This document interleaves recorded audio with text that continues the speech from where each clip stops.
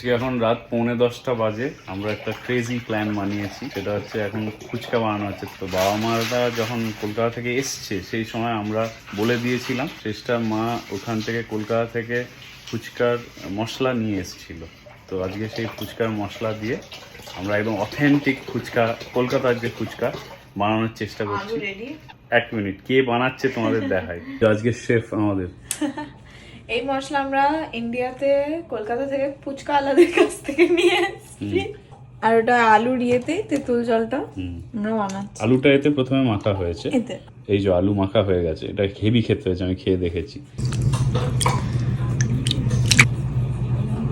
আমরা ইউএসএতে যখন ফুচকা কিনে খাই, খুব রেয়ারলি কিনি, বাট কিনে খাই যখন, তখন মোটামুটি ওই ধরো $15, $12 to $15 পার প্লেট হয়, এবং ওই তাতে 5-6টা ফুচকা থাকে। তো ওই জন্য অবভিয়াসলি ফুচকা ক্রেভিং তো হবেই, মানে যে কোনো কেউ কলকাতায়, স্পেশালি যারা কলকাতায় থাকে তাদের হবেই।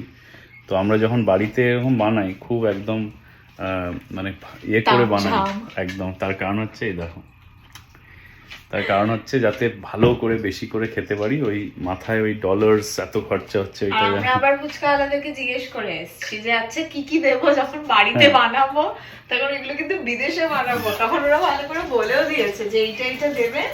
তো বলে দিয়েছে যে ফুচকা মশলা, জলজিরা, লেবু এগুলো দেবেন, একদম খুব সুন্দর হবে। তো এক্স্যাক্টলি আমরা ওটাই দিয়েছি, ওইটাই করেছি। এবার দেখবো কি ওটা মিলছে কিনা সেটা দেখবো।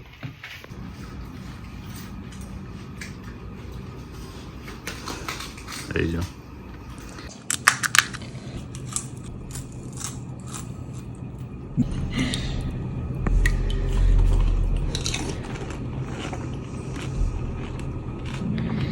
হেভি